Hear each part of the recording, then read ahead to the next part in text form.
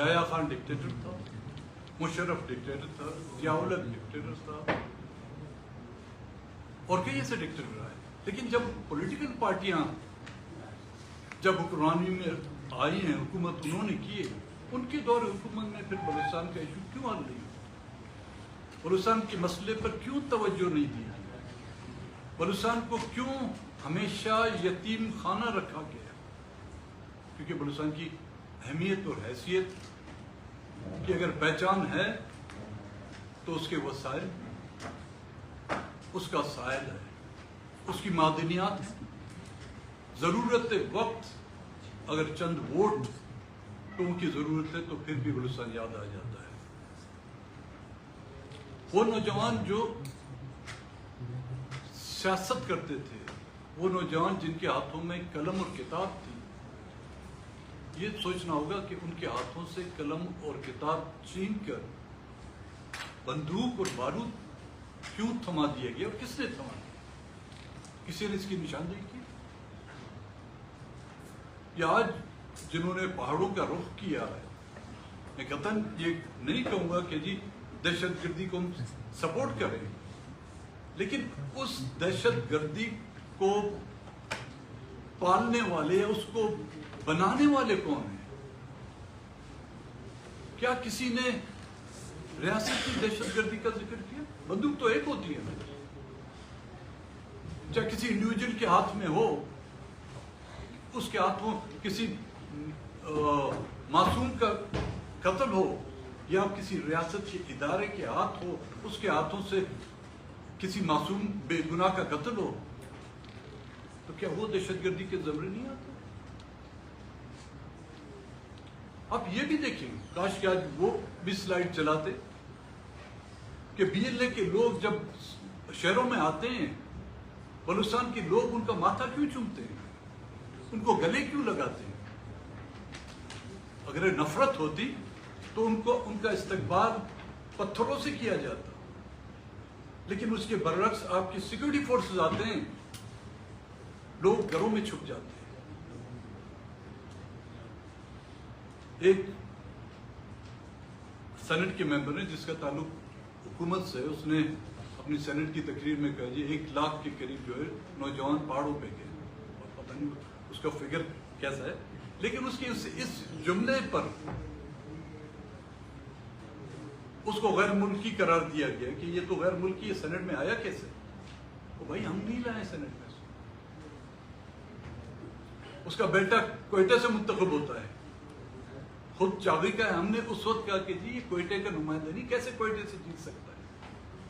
لیکن ہماری اس بات پر ان کو یقین نہیں ہے. جب اس نے یہ بات کی کہ جی بلوچستان کے ساتھ زیادتی ہو رہی ہے، آپ بلوچستان کے لوگوں کو ساتھ لے کر چلیں، تو اس کو غیر ملکی قرار دیا گیا.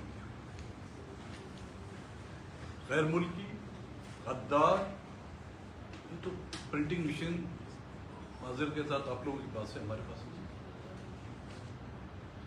اب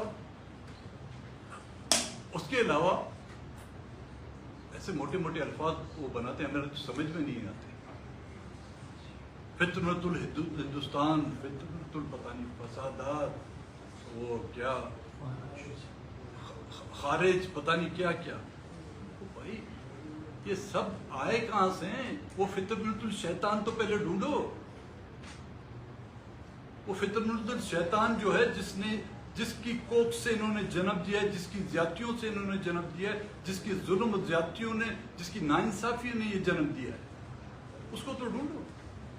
اس کو تو کوئی نہیں ڈھونڈتا، صرف الزامات لگا دیے جاتے ہیں. اور اس کی ہم نے کئی عرصے اس کی نشاندہی کرتے رہے کہ خدا را اسی پارلیمنٹ میں اسد کیسر صاحب موجود ہوتے تھے، باقی دوست پروونشل اسمبلی میں، کہ بلوچستان کے مسئلے کو آپ لوگ سیریس لیں. نوجوان ہمارے ہاتھوں سے نکلا جا رہا ہے، اور آج نوبت یہ آئی کہ کوئی ایسا ضلع نہیں بچا بلوچستان. ابھی ہم نیوز بار بار آ رہی ہے کہ جی خضدار میں اٹیک ہو گیا ہے، کسی کے گھر پہ، قبائلی رہنما کے گھر پہ اٹیک ہو گیا ہے، یا زیارت میں جو ہے، پہلے تو کہتے تھے جی بلوچ علاقے متاثر ہیں، اور راک ایجنٹ بھی کہا جاتا ہے. پہلے تو بلوچستان بلوچوں کو، پشتونوں کو کہا جاتا تھا، اب ماشاءاللہ کشمیر بھی میرے خیال میں ہندوستان کا ایجنٹ تو تقریباً 90% تو ہو گیا ہے. صرف سرٹیفکیٹ اور الزامات سے آپ کیا بلوچستان کو یا پاکستان کے مسئلوں کو حل کریں؟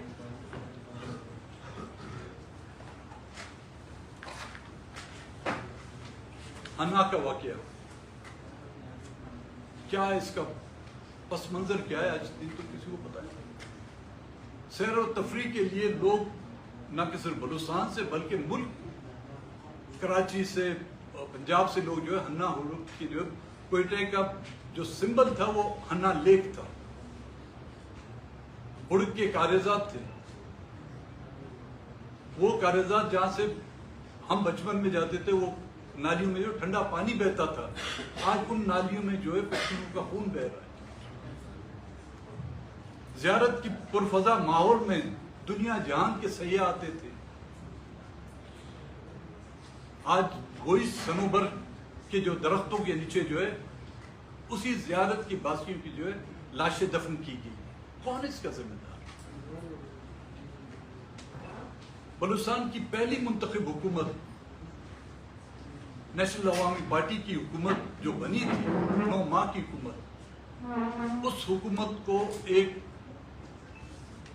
پولیٹیکل پارٹی جو جمہوریت کا لبادہ اوڑے ہوئے تمام تر عمر اپنے آپ کو جمہوریت کا چیمپئن کہتی ہے، اس کے بانی نے 9 ماہ میں وہ حکومت ختم کیوں کی؟ ایک الزام تھا کہ لسبیلا اور خضدار کے درمیان جو ہے ٹیلی فون کے وائر کاٹ دیے گئے. وہ پہلا الزام تھا. اور پھر اس کے بعد عراق کی ہتھیار بھی آ گئے. اچھا وہ اس وقت یہ چاغی کا ایٹمی دھماکہ ہوا تو ایٹم بم بھی ان پر ڈال دیتے. اس ایک الزام پر جو ہے نا، اور وہ کرایا خود اپنا تھا، ان کے اپنے پروکسی تھے. آج بھی بلوچستان میں ان کے اپنے پروکسیز پھیلا دیے گئے. فتنۃ الہندوستان تو آپ کو کہتے ہیں، جو ڈیتھ اسکواڈ ہے ان کی نشاندہی کبھی کسی اسمبلی میں آپ نے سنی؟ کسی وزیر کے زبان سے آپ نے ڈیتھ اسکواڈ کا نام سنا ہے؟ جو بلوچستان کے ہر شہر میں پھیلے ہوئے ہیں، جن کو فری ٹو کل جو ہے لائسنس دیا گیا ہے، جن کو باقاعدہ سرکاری اسلحہ دیا جاتا ہے، بغیر نمبر پلیٹ کی گاڑیاں ان کو الاؤڈ ہے. پاکستان کا جھنڈا لگا کر وہ چاہے اس میں کسی کی لاش رکھیں، چاہے کوئی ڈرگز رکھیں، چاہے کسی قسم کا ہتھیار رکھیں، ان کو کوئی پوچھنے والا نہیں. ابھی اطلاع ملی کہ جو زیارت میں پہلے کچھ لے گئے تھے 19 لوگوں کی دوسروں کی لاشیں آ گئی. 42 ہو گئے جی 42 ہو گئے ٹوٹل. 42 ادھر سے اور پتہ نہیں. لیکن وزیر اعلیٰ صاحب دکھاتے کہ بالکل امن امان ہے، میں اکیلے بغیر بم پروف گاڑی کی جو ہے وہاں پہ جا رہا ہوں. زری کا میں آپ کو واقعہ سناؤں. زری گزشتہ تقریباً 9 مہینے سے وہاں پہ کرفیو ہے. ڈسٹرکٹ خضدار کی ایک تحصیل ہے جہاں سے میں منتخب ہو کے آیا تھا زری سے. وہاں پہ ہمارے پارٹی کے سینٹرل ایگزیکٹو کمیٹی کے ممبر ہے سردار نصیر موسیانی. قبائلی علاقہ ہے. زری قبائل میں سب سے طاقتور قبیلہ جو ہے موسیانی قبیلہ ہے. بلبل اس کا گاؤں ہے. اس کے نزدیک ان کا جا رہا تھا، اس پر اٹیک ہوتا ہے. وہ بھاگتے ہوئے تو میں نہیں کہوں گا کیونکہ یہ کبھی بھاگے نہیں ہیں. وہ چل قدمی کرتے ہوئے سردار نصیر کے گھر کے سامنے آتے ہیں، آواز دیتے ہیں، اس کو وہ باہر نکلتا ہے. 70 پلس اس کی ایج ہے. ریسنٹلی ہی is gone through a bypass, heart bypass جس کا ہوا ہے. ایک پاؤں اس کا فریکچر ہے. وہ گھر سے اپنے 3 بیٹوں کے ساتھ باہر نکلتا ہے تو میجر صاحب کہتے ہیں، غلیظ الفاظ میں اس کو برا بلا کہتے ہیں اور اشارہ کرتے ہیں کہ یہی دہشت گرد ہے.